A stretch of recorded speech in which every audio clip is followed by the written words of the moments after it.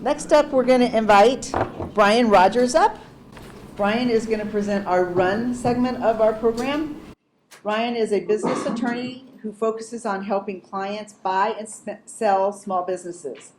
Since being loaned out by his law firm to a Fortune 500 company for 15 months early in his career to help the legal department handle the company's contracts, Brian has had a special passion for contracts. This morning, Brian will share some tips for small businesses on how to manage contracts from the signing process through their entire life cycle. So without further ado, let's welcome Brian up here.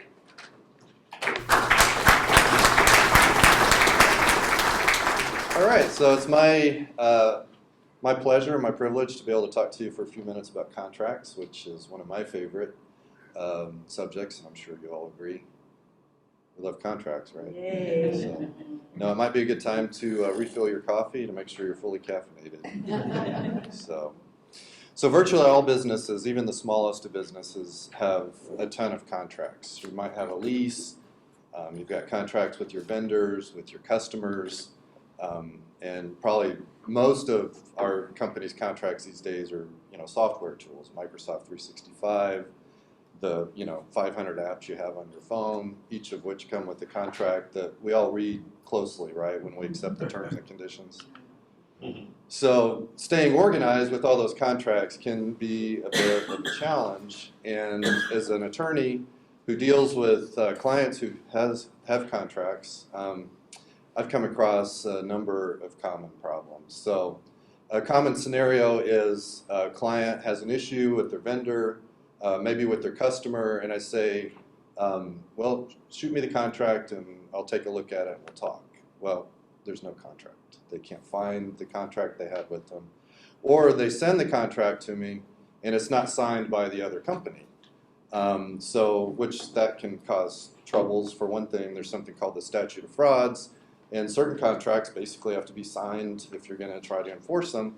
But also more practically for me, since I don't do litigation, we usually don't get to the statute of frauds issues. I don't have a lot of confidence that this was the actual contract that they agreed to. If you don't have the signed final contract, maybe this was an earlier draft, and I review a provision that's just great for my client, just to realize a month later that that was negotiated out in the final draft. So anyway, another common contract issue. And then there's the deadline oopsies. So you haven't tracked the important dates of the contract and it passes. One example that came up with the first firm that I worked at, they had a client that had locations throughout the country, and there was one that they wanted to shut down. So they took a look at their lease and realized that they had missed the deadline for not having the lease auto-renew for several more years by just a month or two. They hadn't kept track of it, and now they were stuck with this lease for this location that they wanted to close. Another example of not keeping track of deadlines, you enter into a 3-year lease, you negotiate an option to extend the lease for another 3 years. Well, those options normally come with notice requirements, so you're required, in order to exercise the option, to give your landlord maybe 90 days notice or 180.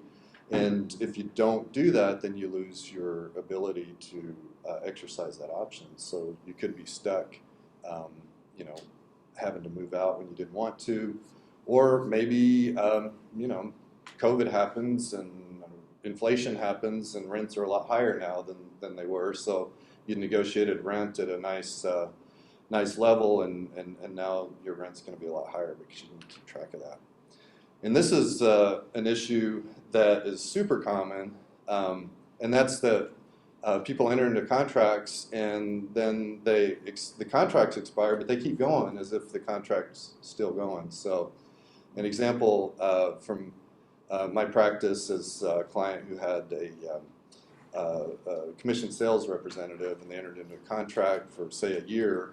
5 years later, they have an issue with that person, so they get out the contract and realize that they actually don't have a contract because their contract had expired. So made things a lot more complicated than they should have been. So I mentioned that just about every company, even very small ones, have a ton of contracts. So I thought to help us all start thinking about, well, what kind of contracts do I have? I might take my own tiny firm as an example. So I'm sorry for, there we go.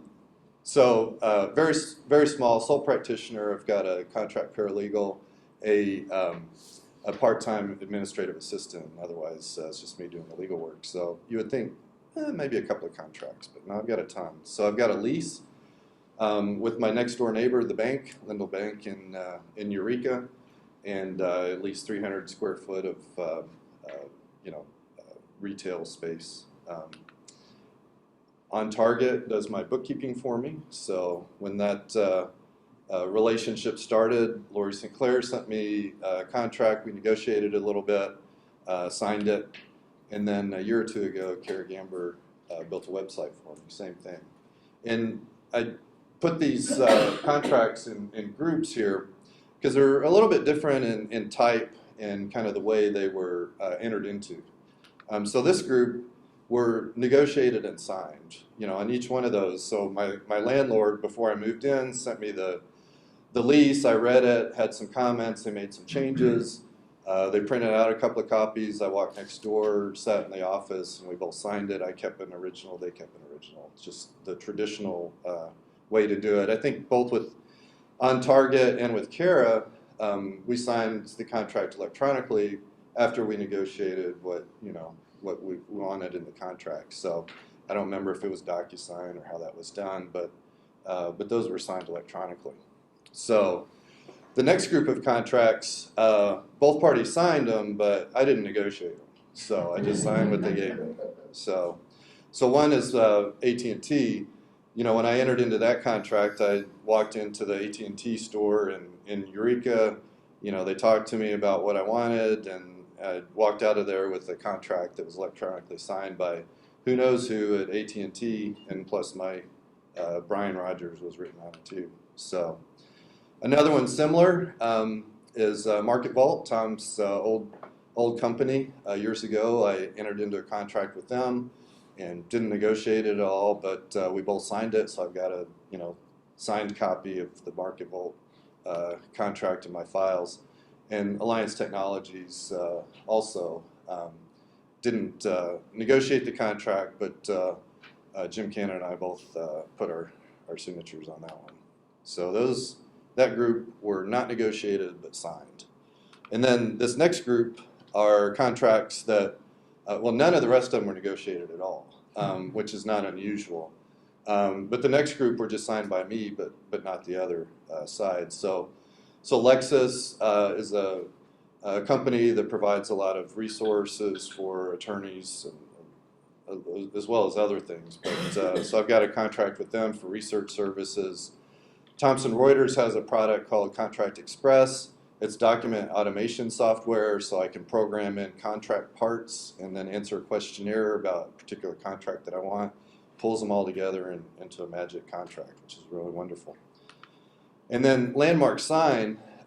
So this is, I can't remember where they're located, but they're a local sign company. They built or made a little acrylic sign that I've got in my office inside. I called them up. They sent me a purchase order, had me sign it, sent it back to them. So I signed it. They didn't. This is a really common way for companies to enter into contracts. Purchase orders where you don't agree on the full terms. Maybe one side emails terms, the other side might email terms. Maybe one of them are signed. It can be a real mess trying to figure it out if things go wrong and there's litigation. But that's one of the most common ways of entering into contracts. Next to the click-through agreements. And so this next group are ones that, like I mentioned, the apps that you have on your phone, you click on, I agree. So those are click-throughs. So NOSBI is kind of a electronic digital to-do list that we use to keep organized at Blue Maven. Calendly, a lot of people are familiar with that. And Microsoft, very important vendor for us. We use Microsoft 365, provides Outlook services and word processing and a bunch of other stuff. So all of those were clicked through. I agreed. Of course, I read every word very carefully to make sure that I knew what I was agreeing to. And so those are Blue Maven Law contracts. And I'm sure your company has similar contracts. So think about what your contracts are, because you really should get them organized, which is my next little segment here. A few contract management tips on how to make sure that your company's contracts are organized. First, make sure they're signed properly. And I'm not going to go into how to sign a contract, but like with my lease, it's important that I've got my landlord's signature on that, and I've got a copy of a fully signed contract. If a contract's designed to be signed by both parties, then make sure that your contract is actually signed. So it might be through DocuSign. Someone sends you a contract to sign by DocuSign. They're supposed to sign it also. They've got a little signature line. You sign it, and that's the last you hear from it. Well, follow up. Make sure the other side signs the contract, and those e-signing platforms will generally send you a fully signed copy when it's done. So just make sure you get that. And there are many ways of signing contracts. This first one, this is supposed to be a depiction of a paper contract with my wedding signature on it. So this is like my lease. And then this would be maybe DocuSign. So on the computer, you sign your contract with your mouse or type it in or however you do it. And then this is my very high quality rendition of an iPad. So it says click here there at the bottom. So this is one of those click-through agreements. However your contract's signed, just make sure that it's signed and that you get a copy. That's point number 2. Get a copy of the finally signed document. So I have on my computer and somewhere in my office an actual copy of my fully signed lease. All these other contracts that I mentioned to you, I have copies of those in my files. And however you store your contracts, make sure you have a copy. Now, with the lease, it's an easy concept. I went back to my office, I scanned it, so I've got it on my computer, I've got the paper copy. But what about these click-through agreements? I mean, we all save those, right, after we read every word. So I'm not going to recommend that you spend half your life reading those things, but save them. Make sure that you have, I definitely would recommend that you have a copy. I would not want to rely on the other side to have a contract. If we have an issue or whatever, I wouldn't want to rely on them to provide, a copy of the contract that we agreed to. So with the click-through agreements, a lot of times they make it easy for you. There might be a little print button or whatever, so it'll come out, or you can print it, or you can save it to a PDF. And if that's the case, print it out, save it as a PDF. If they don't have that, a lot of times you can print your browser. So Control P for Windows people, Command P, I think, for Apple people. It'll print it out. If worse comes to worse, just paint the text and copy it and put it into a Word file or something, save it. So now, do you need to do that for everyone and for all your apps? And I mean, I'll leave it up to you to decide how much time and trouble this is worth. But I would recommend making sure that you have a copy of any contract that you might ever want to enforce. And then number 3, save your contracts in a systematic fashion. Make sure that you've got your contracts saved so that when you need them, you know where to find them. Okay, so you might be old school, print them all out, put them in a filing cabinet, or you might put them on your computer. So this is a vendor contracts file on your computer, and then we've got subfolders for our various vendors, and then we've got the contract documents saved in there. I mean, however you do it, just make sure you've got a systematic way of doing it, and put them all in the same place. So there's all kinds of great ideas for electronic file storage. Dropbox is kind of a consumer-based product, but very easy to use. A lot of people use it. Box it's more of an enterprise level. They've got HIPAA compliant options if you want good security and whatnot. SharePoint, we use that a lot for a lot of our documents. Blue Maven comes, part of Microsoft 365.